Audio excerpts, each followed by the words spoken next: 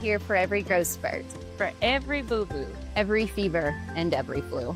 Our team approach means that your child always sees someone that knows them. We are MMC Pediatrics. We are right beside you every step of the way.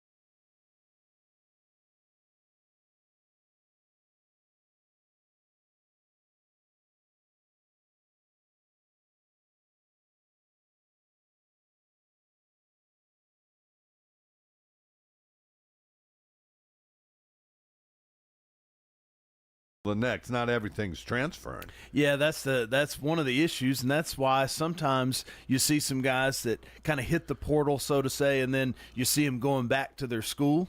And in a lot of cases, and not all, but there are several out there where all of a sudden they hit the portal, have opportunities because of athletics and their athletic skill set and abilities, but all of a sudden they don't meet progress towards degree at the next institution. And so they look at another place that's interested in them.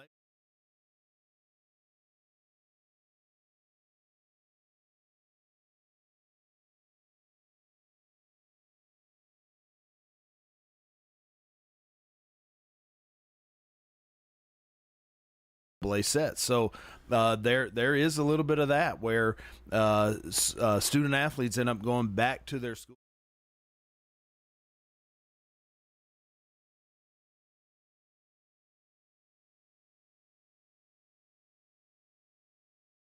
Let's talk about it. You and I are UNC Asheville grads. We had over 24 hours of humanities. Let's just be honest. There's not very many other schools that, if you're not going to another liberal arts school, that'll take those classes. Going to take those classes. They're essentially going to be marked as like world civilization, world history type classes.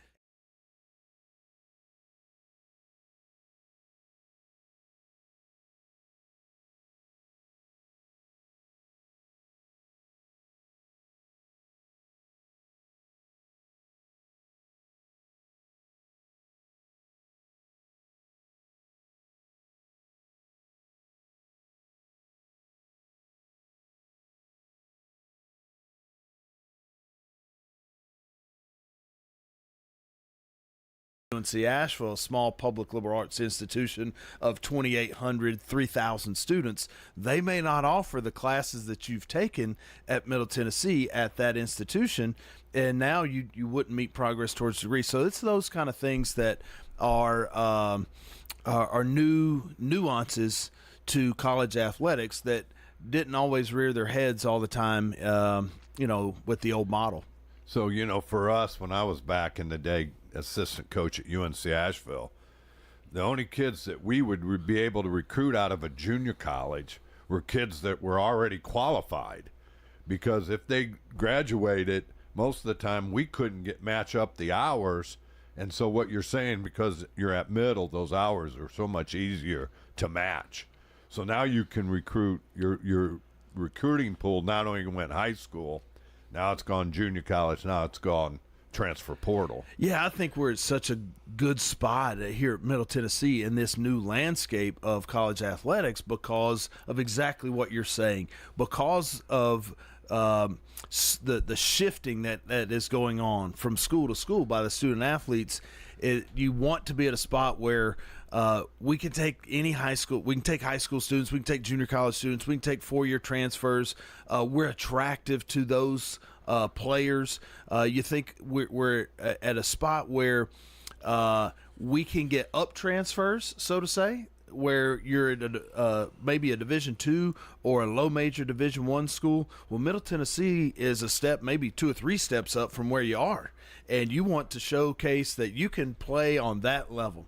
But also, we're our facilities, the size of our school, Murfreesboro, the mid-state area, you can also get Power 4 transfers.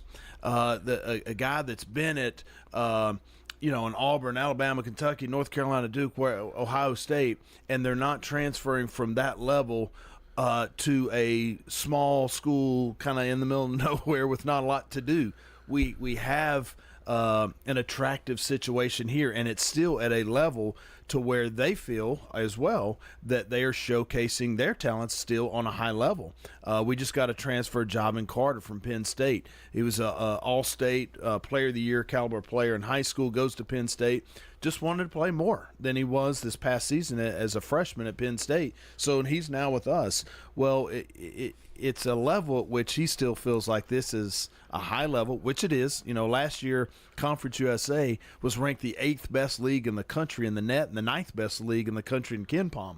And when you talk about being a top 10 league in the country, it's a tough league. And so it's an attractive one, an attractive situation in this new landscape where you want to be able to be attractive to so many different kinds and levels of student athletes. So let's talk about recruiting. Let's talk about specifically high school. When you're looking at a high school kid, are you looking at him differently than you did 5 years ago? And talk about the differences and why. Well, used to you were trying to project where can this young man be? Can he help us as a freshman? And where might he be in 2 or 3 years? Well, now it's somewhat foolish to think you're going to have that young man in 2 or 3 years. So you're trying to project, yes, where is his ceiling? How can he develop? Where can he develop? Can he play at this level? But also you're trying to project, all right, well, here's what our roster will look like when he's a sophomore. Here's what our roster may look like when he's a junior. You don't know what your roster is going to look like the next season anymore. Also, to that point, Andy, is Conference USA is a tough league, as we just mentioned, to be young. To think that you can have a boatload of freshmen playing for you in one of the top 10 leagues in the country and be a championship caliber program is a tall ask, a tough ask. So for us, we want to make sure that we're sprinkling in freshmen, not losing 6 or 7 players and replacing them with 6 or 7 freshmen. You can't lose 4th and 5th year seniors and replace them with freshmen. You just went from really old to really young in a hurry. And in some leagues, that's okay. Perhaps if you're in the SEC or, the ACC or the Big 12, well, those freshmen, they may be NBA draft picks. They may be All-Americans.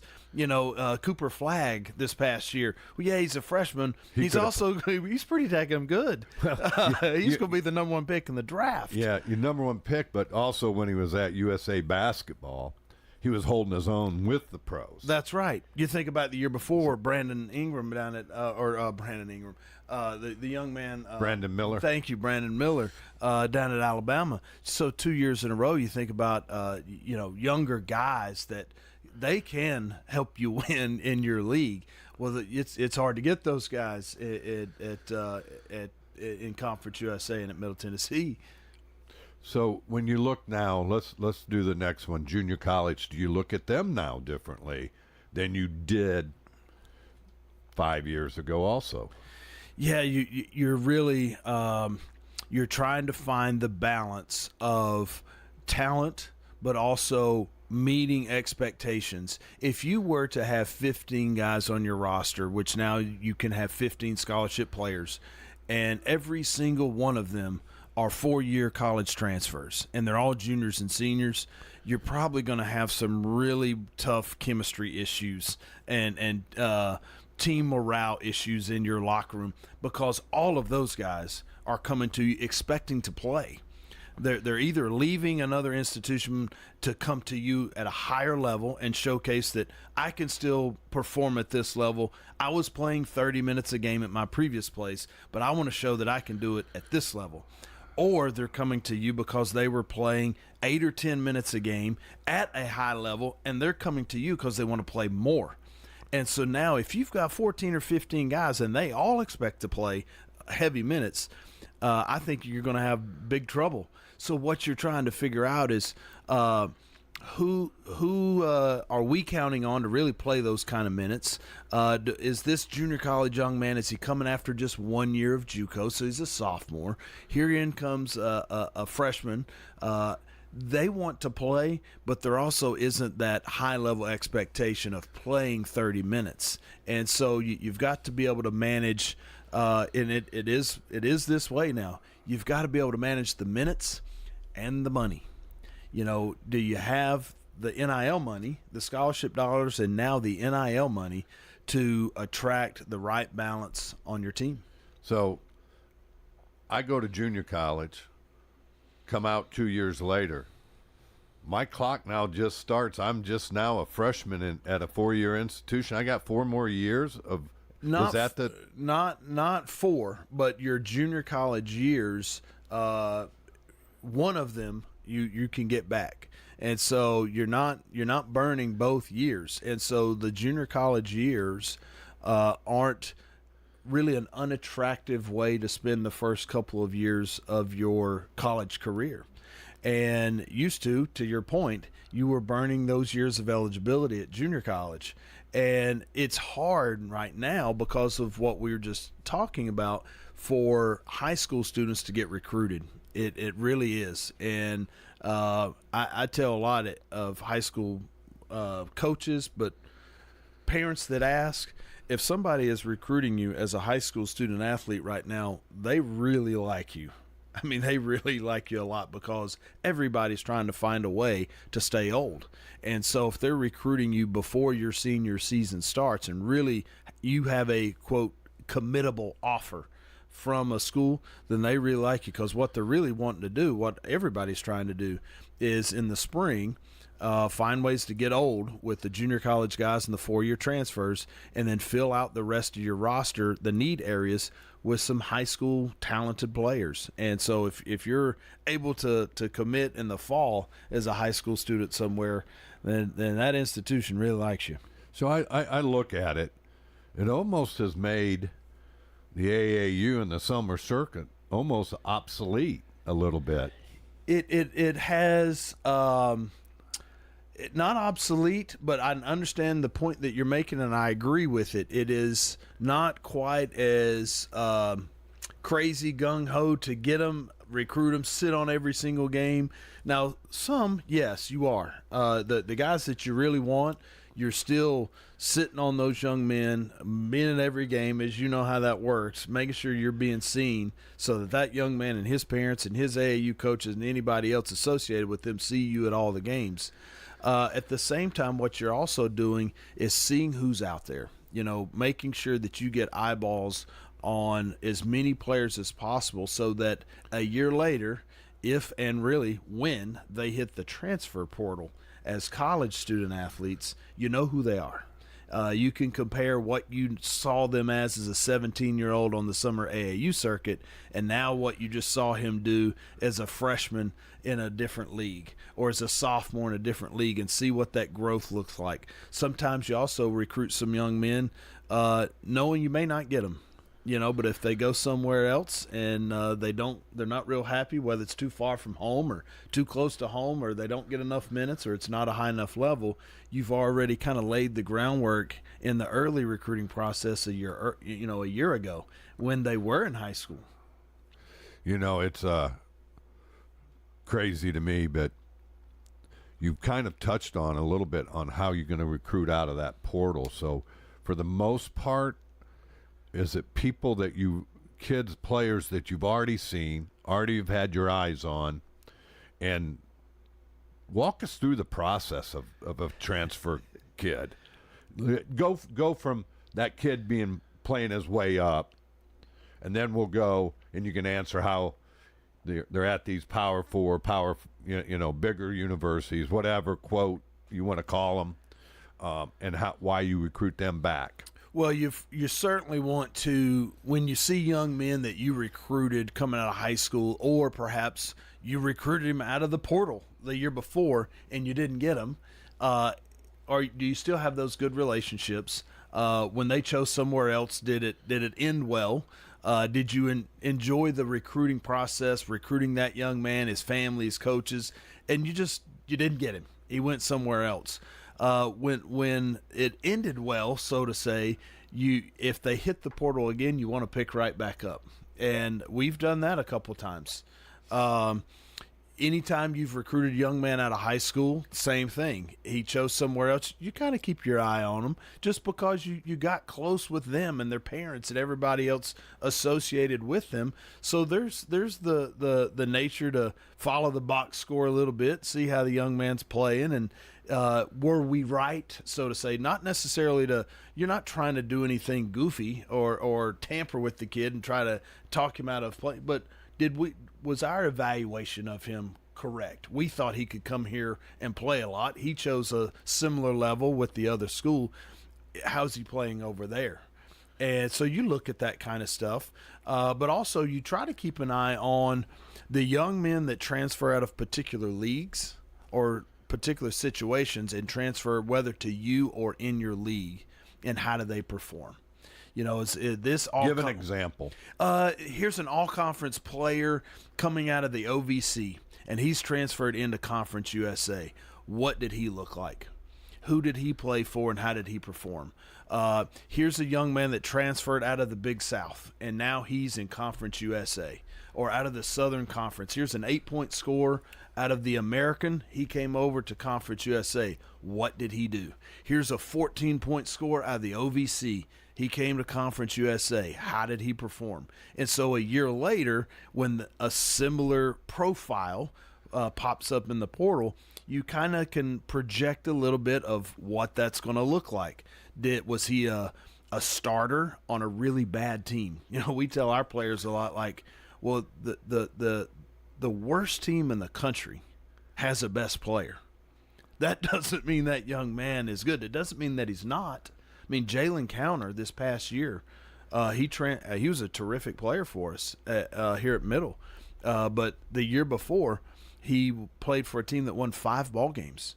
And so you're trying to figure out, is he really a good player, or is he just one of the best players on a bad team? Those can be two different things. Well, we're going to take a break and be right back with Coach Nick McDevitt.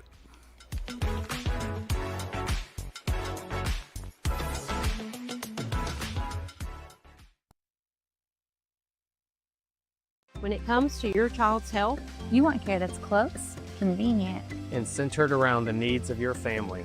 At MMC Pediatrics, we're more than just doctors. We're partners in your parenting journey. Here for every growth spurt, for every boo-boo. every fever, and every flu. Our team approach means that your child always sees someone that knows them. We are MMC Pediatrics. We are right beside you. Every step of the way.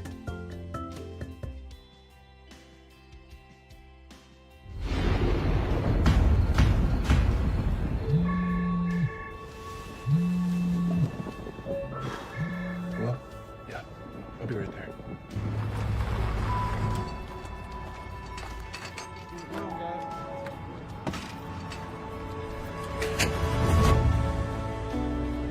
It takes all of us to power a community, both in plain sight and behind the scenes. Middle Tennessee Electric, bringing good energy. You've probably never heard of Lancaster, Tennessee. It's where I grew up on our family's farm. Now tell them the whole story, John. That's Chelsea, my wife. And what she means is I'm the 8th generation to grow up on our farm in Smith County. And our boys make generation number 9. I grew crops on this land, and I grew 2 great businesses. Now John's growing a movement in his campaign for governor. Tennessee needs a governor with CEO experience, someone tough like Trump. Even President Trump tells people John is fantastic, and he really is. President Trump makes tough decisions. That's what CEOs do, and it's what I'll do as governor. With our cities booming and people moving into our state like crazy, our governor will have to make tough decisions to keep Tennessee conservative. A CEO who's tough like Trump. Yep, that's what we need, even if I am a little biased. I'm John Rose. I'm asking for your support. Pretty good for a farm boy, isn't it? Paid for by John Rose for governor.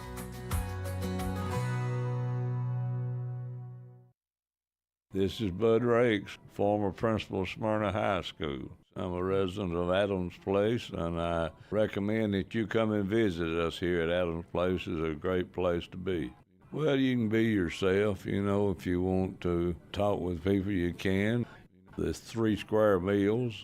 The biggest thing I like here, that everybody is so friendly. And of course, I would encourage anyone, if they're looking for a place, to look at Adams Place, because they'll have a hard time beating it. This is Good Neighbor Events with Bart Walker. Brought to you by the law offices of John Day and AmeriCare Pest Control.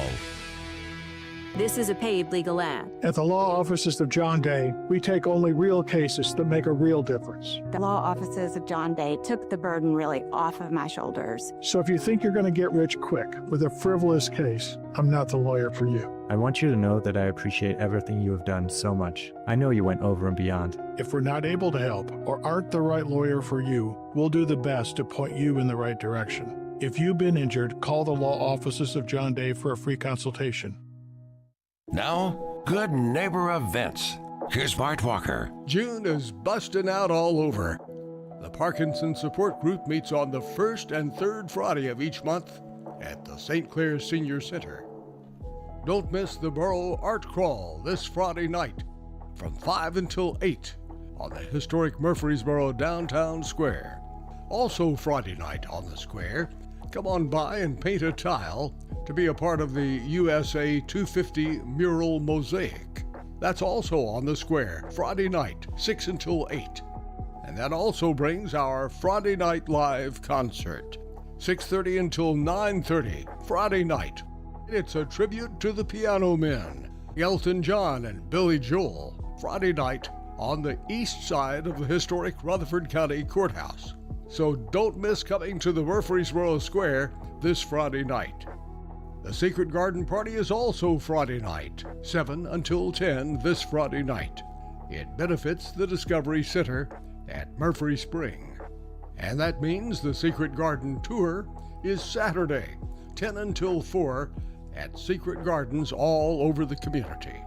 Those are WGNS Good Neighbor events. Rutherford weather. Chance for storms today, otherwise cloudy skies. Highs around 84. Lows around 63. Tonight, chance for storms. I'm meteorologist Jennifer Wojcicki on News Radio WGNS. Currently, it's 71 degrees. WGNS is powered by Middle Tennessee Electric. Thanks to Sharing Change, MTE members are making a difference just by rounding up their monthly bills to support local nonprofits. See how it works at sharingchange.org. This is the Roundtable from News Radio WGNS on FM 101.9 and AM 1450 Murfreesboro, FM 100.5 Smyrna. Listen and watch at wgnsradio.com. Welcome back into WGNS. I'm Andy Herzer, founder and executive director of First Shot. In with a man, Nick, I've known you since you were Coop's age. It seems like forever. And again, just seeing you mature as a young man and a father, it's been fun for me. I'm a little different. I'm not just a basketball guy, but what a great family man you are. And it's good to see how your two kids are growing up here in Murfreesboro. Well, I appreciate it. You know, we moved from really my hometown to come here to Murfreesboro. And, you know, coaching at Asheville after playing there, graduating there, being assistant there for a long time, we were, you know, very happy with our day-to-day life. You know, my family still is there. My parents still live in the same house that I grew up in. So all my high school and college friends were coming to the game. So coming here to Murfreesboro, though, we knew we were leaving a great town to come to a great town.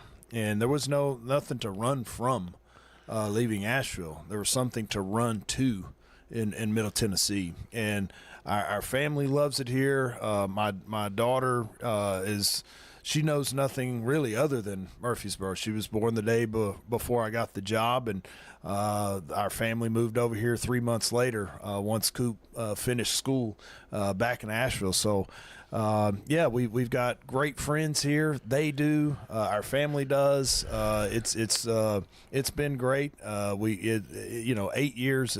Sometimes it feels like we've been here 8 months, and other times it feels like 20 years. I just think that's part of coaching, though. No question. No doubt. I mean, just because of the grind and the stress, and yes, most of it's self-induced. If we look at it, right? But you know, we've talked about your scheduling, and so that means the scheduling with the league. La Tech has left. La Tech has left, and so is UTEP. La Tech has gone back to the Sun Belt, and UTEP has made the move to the Mountain West. So we've gone from a 12-team league to a 10-team league. And with that move, our conference schedule has gone from a 20-game schedule to an 18-game schedule. We'll play the other 9 2 times each. Last year, there were 2 teams. We only played once to get to the 20-game schedule with 12 teams. But this year, it'll be a true round robin. But the NCAA is also now allowing 32 games in the regular season as opposed to 31. So there's more games that you're allowed to play, but less in conference play. And so, which leaves a lot of games to have to schedule in non-conference play. And that's the challenging part this time of year. Once you kind of get that roster set, like we were talking about earlier, now it's time to really start honing in on scheduling. And we've got the usuals that we know we'll play. You know, Murray State, UAB, Belmont are kind of those local good game, good college rivalry type games. We'll try to get into another MTE, which would be 3 more. And then we're going to get bought at least twice, if not 3 times, by some of the Power 4 teams. We'll have a couple of non-ones. We always like to do our Education Day game early in the season where we bring all the 4th and 5th graders to the Murphy Center. And, you know, our schedules start to hopefully take shape here over the next 3 or 4 weeks. Yeah, wow. But when you think about that, is any, I guess, adding to Conference USA, any... So they're set. They're good with the 10. To my knowledge, I haven't heard a whole lot of real talk about adding at this point. I'm sure that's always in discussion. You're always going to be trying to be a step ahead in case you do get any surprises of who some potential adds could be. Similar to, you're a basketball coach, you got to be thinking, if I lost a couple of staff members or a staff member, who's some of the guys that I think I would want to work with, and same with your roster. The same is true, I'm sure, from a conference administration and a conference office level. Is that wasn't this isn't a surprise. The UTEP and La Tech didn't come out of left field all of a sudden, like we got several years ago when the 6 schools left to go to the American. So I'm sure there's some potential candidates out there, but no real discussion to my knowledge. So do you see that part of the Power 4? Are there still going to be some movement? Yes. And if so, kind of where do you see that? Who do you see that with? Man, I think over the next 3 or 4 years, as the big media rights deals with the Power 4 conferences come to an end, that's when the realignment, I think another big wave will come, because the dollars that will be involved at that level will be so big that the Power 4 schools will want to make sure their landing spot is in a league where the media rights dollars are as high as they can get them. And, a lot of those leagues, the Power 4 leagues, their contracts are coming to an end around the same time. Late this decade, 2030, around that mark, you're going to see, in my opinion, a lot of movement.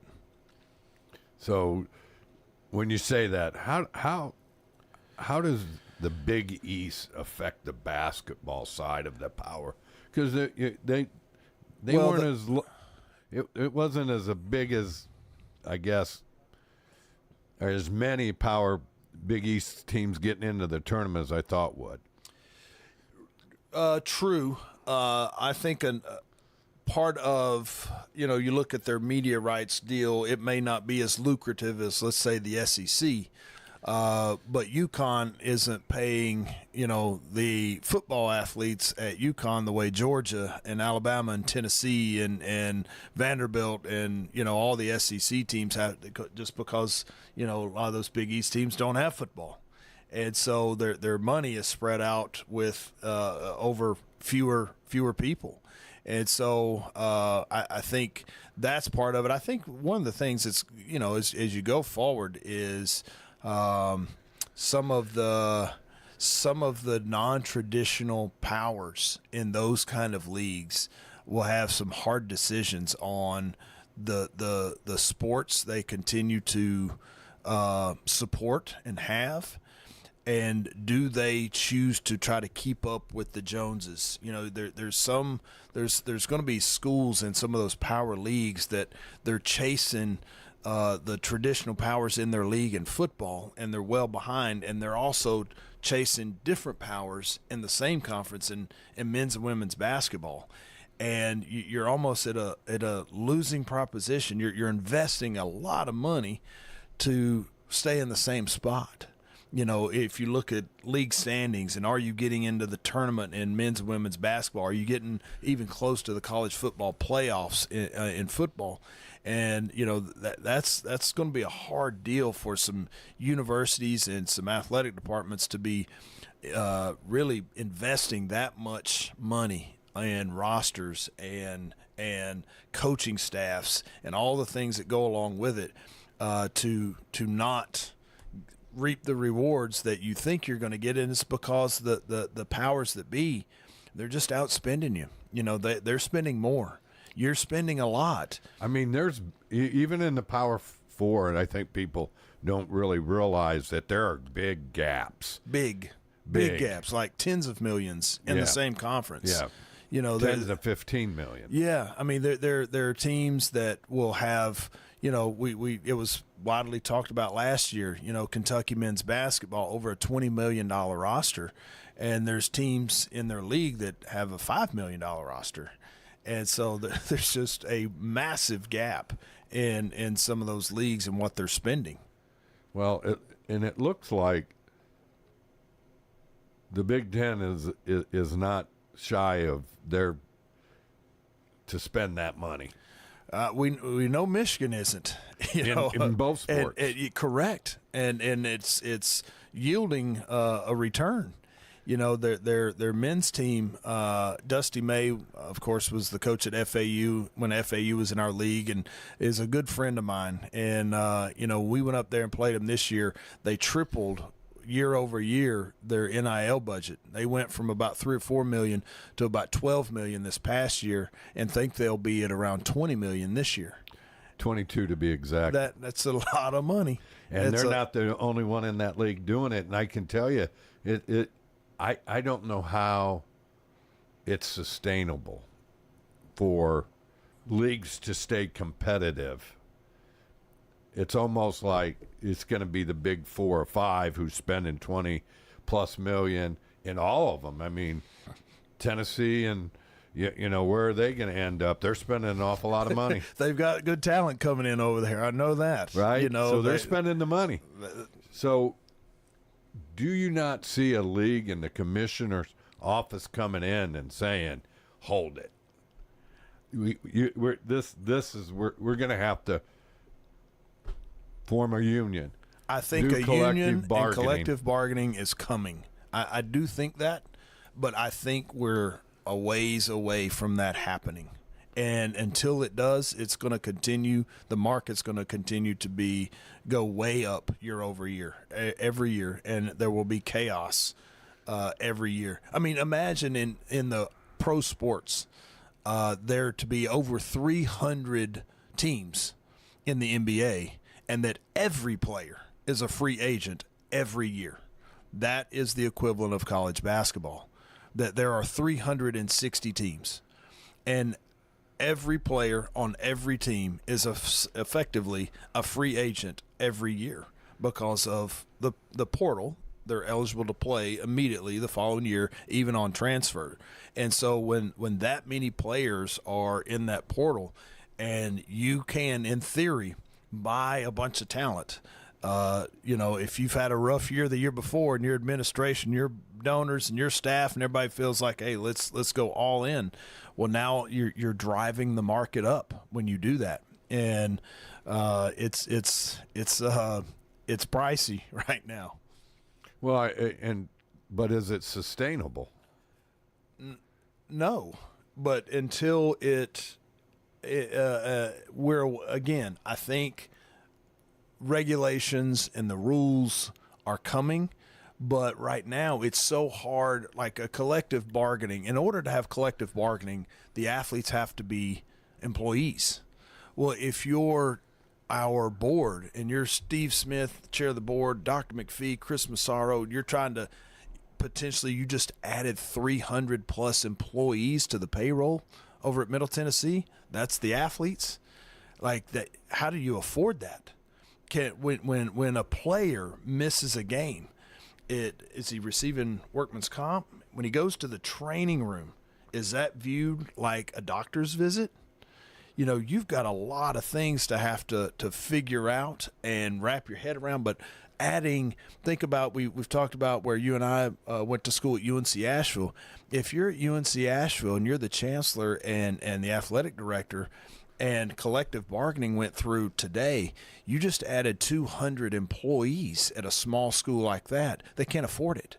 I mean, they would have to make a choice to either go find that pot of gold somewhere or not sponsor athletics. And there's some places that would literally have to shut the doors. Presbyterian in the same league. I mean, there are 900 students at the whole school. Well, about 250 to 300 of them are the athletes. Well, obviously your staff and your employees at that school of that size isn't very big, and you just added 250 or 300 employees. They couldn't afford it. And so if collective bargaining goes through and it turns them into employees, some universities are going to have some major decisions to make. Yeah, I mean, it's just crazy, just the amount of money that you hear being spent. But I just in my small pea brain, I just don't think it's sustainable. If the model's broken, you got to fix something. Correct. You got to fix the portal. You got to fix something. What we're doing now, if the rules and regulations and the model stays what it is, it will continue to be chaotic. The money will continue to get bigger and bigger year over year.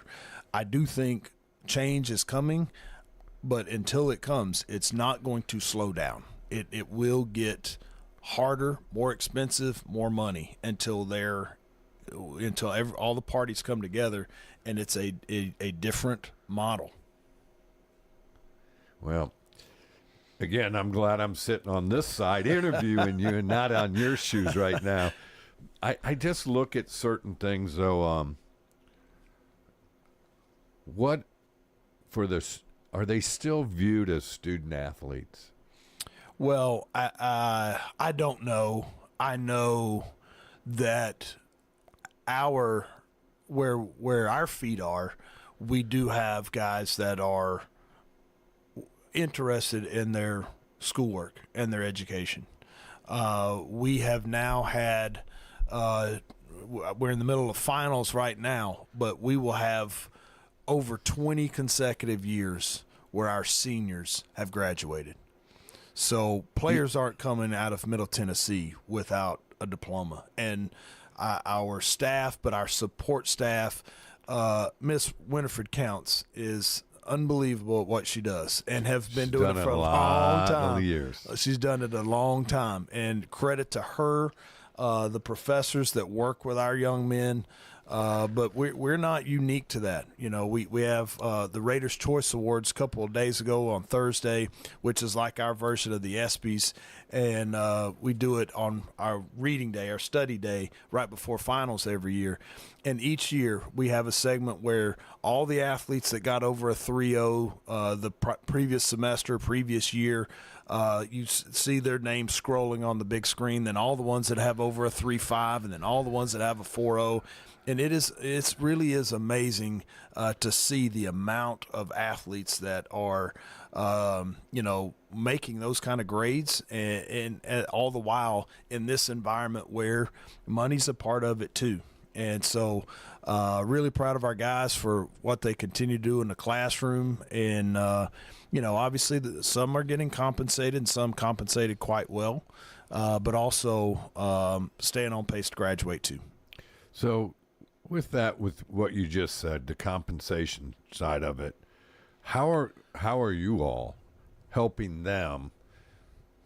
Because they all got agents now, Sure. right? Yes. How are you guys able to help them, teach them some financial Literacy. We do. We actually, we've had several come in and speak to them throughout the course of the year over the last several years. And we kind of switch it up from one person to the next, year in and year out. But we do have people come into them, talk about the tax the implications that they'll have based on their earning level, how to invest, what are some good investment opportunities, what are high-risk investments, low-risk investments, things that appreciate in value versus things that depreciate in value, how to budget their money based on how much they spend on clothes or food or what have you. So, yeah, we try to make sure that they're not just receiving money, but also try to be really responsible with that money, because people give that's money that somebody has had to give to our program, and so we don't want to be wasteful of anyone's time or effort, but much less their money, and that's really important to us. Well, we'll take our final break and be right back with head coach Nick McDevitt. You know what you can trust? The protection you get when you bundle home and auto insurance with Progressive. You know what you can't trust? Everything else, apparently. Like when you saw that article that said that thing you eat every day is a superfood and great for your gut health, but then 30 seconds later, a different article warns you to avoid it and it's taking years off your life. Well, which is it? Kind of a big difference there. Anyway, bundle home and auto insurance with Progressive for reliable coverage in a reliably unreliable world. Progressive Casualty Insurance Company affiliates and third-party insurers. Not available in all states or situations. Are you paying too much for term life insurance? A man age 50 non-tobacco user can obtain $500,000 of coverage for as little as $110 per month, level rate for 20 years. That's right, guaranteed level rate for 20 years. Call Term Busters for a quote, 1-800-908-7636. You're probably paying more than you should. Call 1-800-908-7636. Sample rate for preferred non-tobacco rate class, exam required to qualify. For details, call 1-800-908-7636. Paid for by Robert Livinger, Insurance Agent. First Shot transforms Rutherford County youth. Coach Andy Herzer leads dynamic basketball camps and clinics, building skills and character since 2003. Kids dive into exciting STEM projects, sparking creativity through hands-on coding, art, and dance. They elevate their mind, spirit, and body in summer and winter programs. Visit FirstShotTN.org today to learn more. First Shot, where kids gain, elevate, and develop. Trade screens for sunshine. Registration is open for Rutherford County 4-H Junior Camp, June 8 through 12. Zipline, swimming, and outdoor fun for 4th through 6th graders. Sign up now at the Extension website or call 615-898-7710. Hey, this is Trevor from Bell Jewelers, inviting you to come shop with us. And if you haven't noticed, gold and silver has gone through the roof this year. To save you money, bring in your gold and silver from home so we can use that to make your special piece. Or we can trade it in. Trust, it's very important in this business. Bell Jewelers has been the store that people trust since 1879. Come see us at Bell Jewelers. Bell Jewelers, 821 Northwest Broad Street, across from Toots. This is Kim Dunaway from Sunshine Nutrition Center. You hear me on Monday mornings at 7:20 talking about how to lead a healthier lifestyle. We carry supplements, personal care, and grocery items at both our Murfreesboro and Smyrna locations, family owned and operated since 1989. Discover hidden treasures at the Garden Patch Thrift Shop on Spring Street in Murfreesboro. Whether you're searching for stylish clothing, sturdy furniture, or even large appliances, we've got them all at prices that you'll love. But here's the best part. 100% of your purchase supports Greenhouse Ministries, serving over 70 families a day. Your shopping dollars go straight back into the community, making a real impact. Shop smart and give back at the Garden Patch Thrift Shop on Spring Street in Murfreesboro. This is the Roundtable from News Radio WGNS on FM 101.9 and AM 1450 Murfreesboro, FM 100.5 Smyrna. Listen and watch at wgnsradio.com. Welcome back in. I'm Andy Herzer. Alongside me, head coach Nick McDevitt. Nick, we were kind of talking, financial literacy. It is everything that they get now. Like I remember Pell was such a big deal. Is Pell even now a big deal or no? It's kind of all rolled into one. We're just we try to be really transparent with the athlete during their visits about the money they would get and where it's coming from. And so we show them, here's the housing refund that you'll get if you don't stay on campus. Here's what housing costs on campus, and since you're not going to, the athlete gets that in the form of a refund check. Here's the Austin money that we provide. Here's the cost of attendance that we provide, and here's also your NIL dollar. And so all those things combined equal a number, and they see it. And we try to explain, here's when you'll get certain dollars, here's when you'll get a monthly check from this. So it's kind of all rolled into one big number. So when you look at that, tax implications, for them to understand it, is their scholarship now taxable? Their NIL is, and so that's the important thing that they know, that they're not getting into the following spring and they haven't held money back. And otherwise, obviously, you can have some real trouble for some families and some young men, and that's not what you want. What is intended to be very helpful, very, very helpful for them in kickstarting their future once they leave Middle Tennessee or college athletics, doesn't need to be something that they get themselves in a real financial bind for a long time because of not smart decisions while they were 18 to 22, 23. You said something that kind of went over my head. You had two 25-year-olds. Yeah.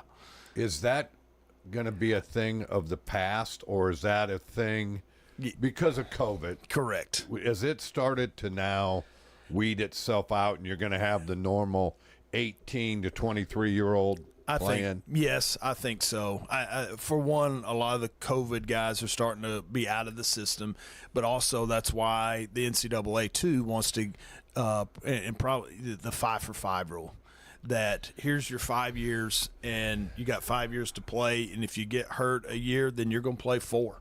If you get hurt twice and there's reasons beyond your control, you could end up with a 6th. But for the most part, if you now, like if you tore your ACL, broke your ankle, something, and you miss a season, then you're going to play 4 years out of your 5. But if you're fortunate enough to not get hurt at all, then you can play 5 years, and you'll graduate in 5 or have a master's if you're really getting on it and on the academic side. But you could play 5 years.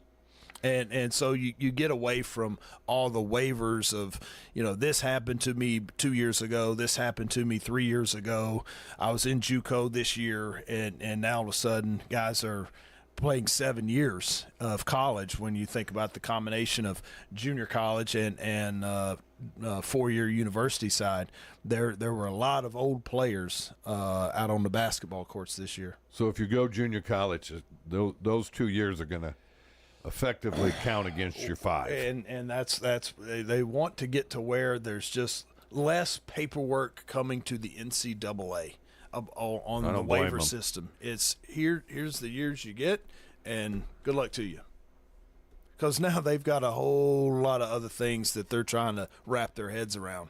And the more they're, I don't want to say bogged down, but the more they are bogged down with the endless kinds of waivers that were being filed, it's a way to hopefully slow that down a little bit, and we can get our heads wrapped around some of the other big issues. Any plan out there you like about the transfer portal?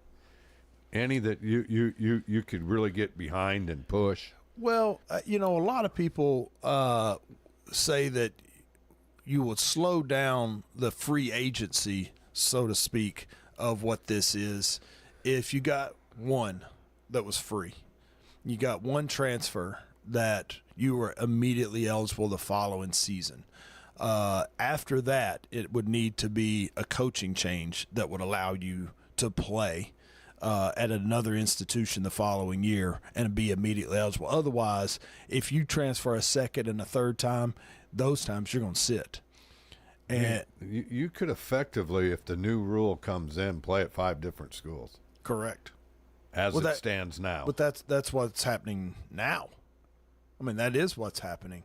There are guys that are playing at 4 schools in 4 years or 5 schools in 5 years, and that is going on.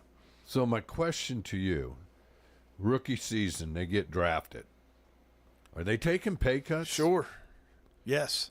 Does it? I mean, I can't imagine the NBA wants that. No, right now, I mean, the NBA is for an exclusive elite group. I mean, you hear so many, like, when they get to the league, I'm going to the league, I'm going to the NBA. Well, there are 450 players on the planet that play in that organization. I mean, the association is meant for just a few.